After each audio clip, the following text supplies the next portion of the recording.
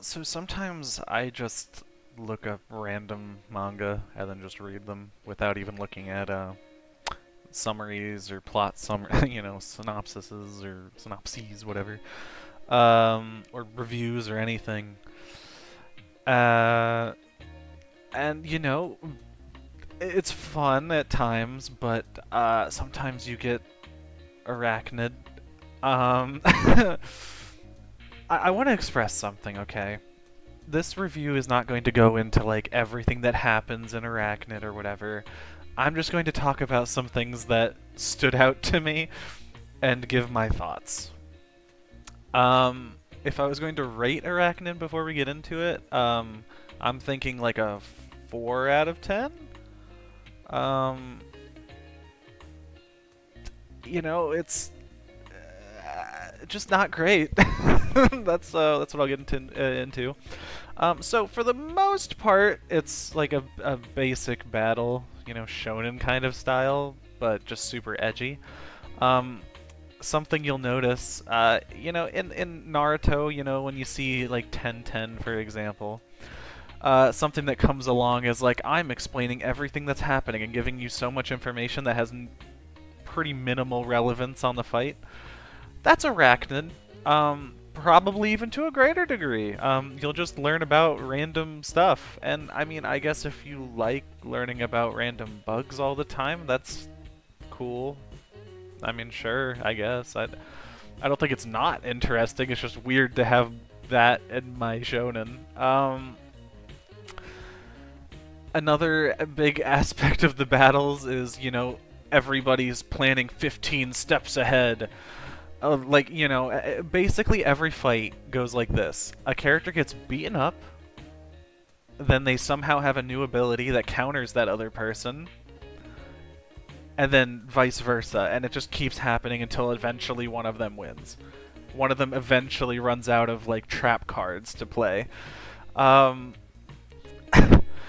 I think the main character is probably the best example of this. Basically, every fight that she has is getting beaten to a pulp and then somehow pulling something like out of her ass, basically.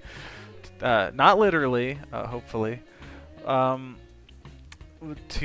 beat a random opponent that showed up a chapter ago and has like no development whatsoever.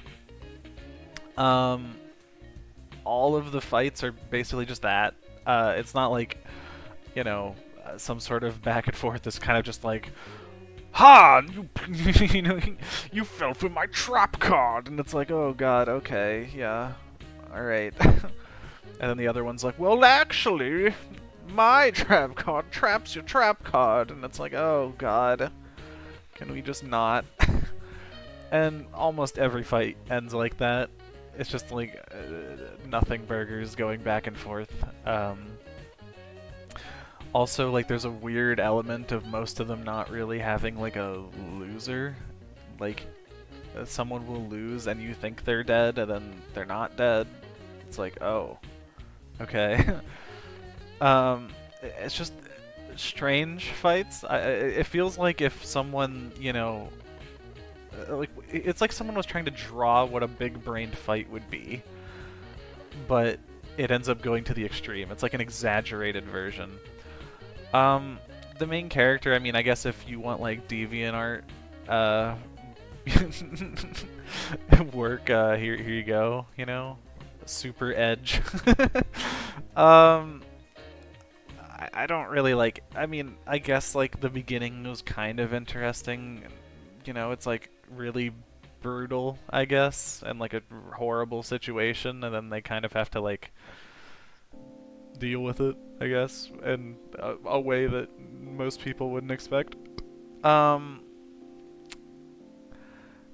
The main plot point with the main character, I guess, is like they have an ability where they can like hyper fixate on certain things, and it allows them to like sense their surroundings and at one point basically stop time. Not really, but I guess like slowing it down or going at ridiculous speeds because you can just receive so much information. And I mean, like, Okay.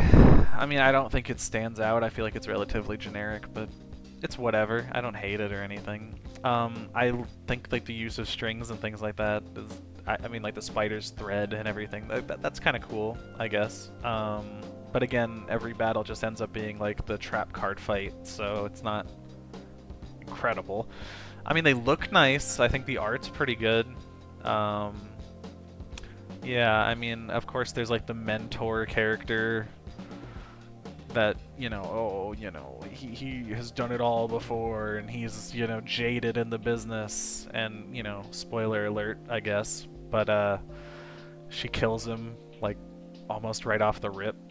Like, he just trains her to kill him, which, okay, but it just kind of felt like, I don't know, he didn't really I don't know. It just didn't feel like he did much, and it's only like 70 chapters, I think, the entire series, and he dies in like I don't even know it. Like, I feel like the actual like contribution he had felt like less than 10 chapters worth of actual like discussion and talking and just interesting points. But whatever, there's really not much to say about him. He's just your generic like mentor type. Like, oh, I'm the cool guy that knows how to do everything. Whatever. Okay. I I think this guy was kind of fun. Basically just like a common rider like fan that goes around just kicking people in the face. That was kind of interesting, I guess. It was more so just funny than like well-written character, like a well-written character or anything. It was just like it's really funny to just see him going around kicking people in the face. And then like being like super, like he's super good at like persevering and continuing the fight. It's like, oh, that's kind of fun. So I'd say he's like probably the only highlight, the only character that I think is mildly fun and interesting. On their own, I guess. Like all the other characters have pretty poor characterization, if you ask me. This character I don't even want to talk about. This character is just problematic. This is just fetish bait. Everything this character does, I feel like, is just meant to be like a fetish thing, and I don't like it, and I don't want to talk about it, and I think it's weird and messed up. This character is, I guess, like their backstory is kind of interesting, where like they were like a child in a time of war, and they fought and to live, but like that they're just nothing. Like past that, all they are is just like I am a powerful opponent, and I am going to fight you, and it's like you didn't do any hard work, therefore I don't like you, and it's like oh okay.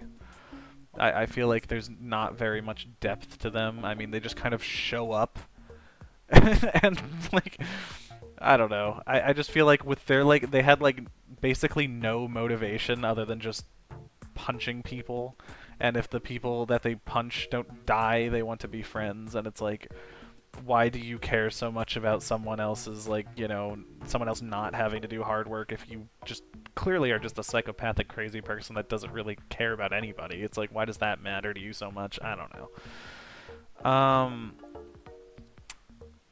Okay, spoiler if you don't want to listen. If you didn't leave by now, then I'm gonna, it's your fault. This guy's the main character's dad.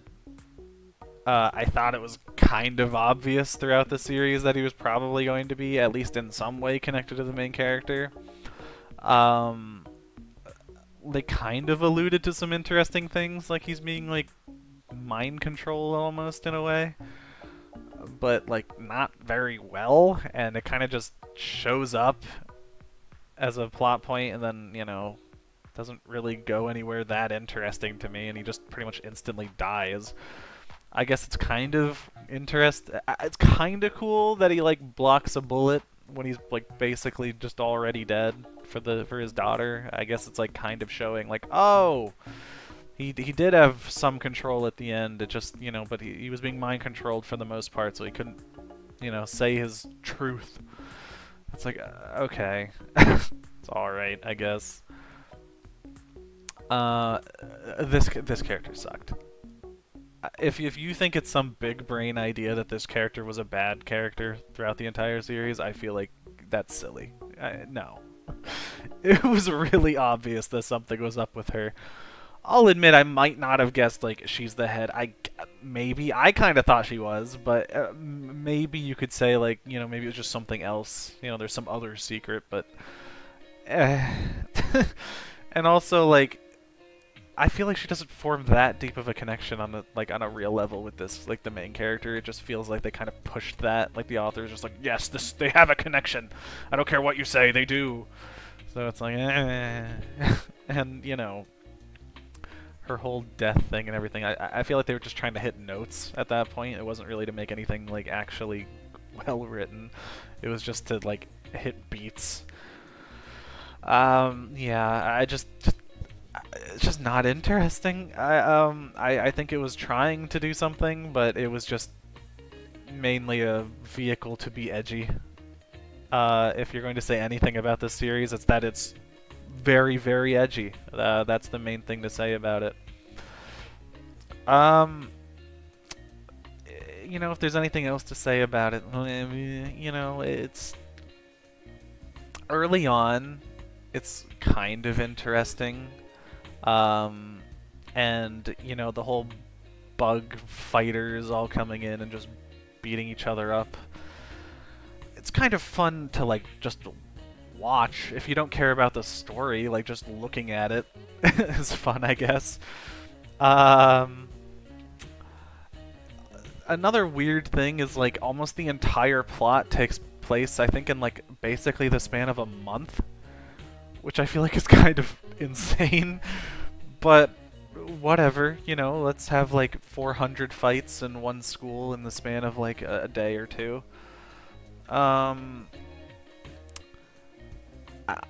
You know, you have to address the ending, which is basically just like fetish zombies doing terrible things, and it was it was really horrible. It seemed more like a hentai than it did anything else, or whatever. What is it? A dojin or whatever the crap they're called. I don't know. It was gross, and I really didn't want to see that. I felt like I was already like, you know, I already read most of it, so I was like, you know, do I just stop right at the end? No, I might as well read the last couple of chapters and scar my psyche permanently. Yeah, but overall, I would say the only positives of this series would be like art. I think is pretty solid. I think that the fights can be pretty fun.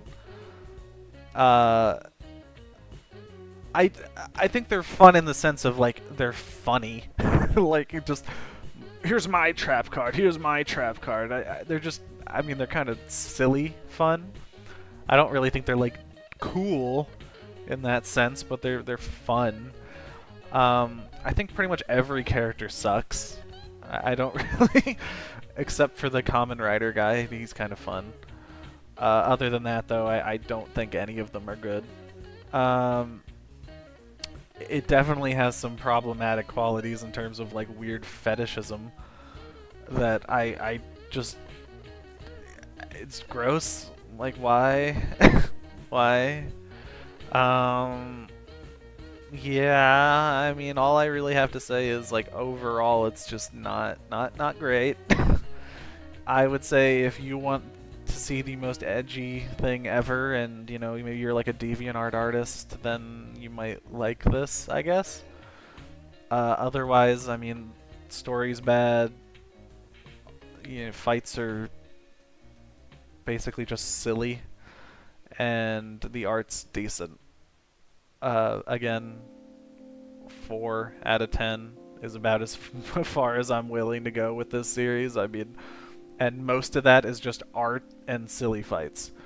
The story is absolutely god awful. If the art wasn't as good as it is, then this would be like, I don't know, like a 2 or something. I don't know. It would be really bad. But the art is like really pulling its weight. Yeah, I mean, I don't have much else to say about it. It's just I read this recently and figured it's something to talk about. If you have something else to say about this, I mean, hey, go for it, but I don't really... I can't imagine much changing my mind after reading this. Maybe the other series are okay, I don't know, but I'm not talking about those. I'm talking about specifically Arachnid, right? This one, not Caterpillar or the other one. Maybe those are good, I don't know, but this one I don't think is. It's pretty rough to read. Again, you know, maybe if you like that Edge stuff, then go for it, but that's not for me. I'll be honest, not at this age. Maybe back like when Tokyo Ghoul came out, I wouldn't mind this, but not right now. It's pretty bad. Yeah, I guess like and subscribe, and maybe comment something else I can talk about in the future. I'll see ya.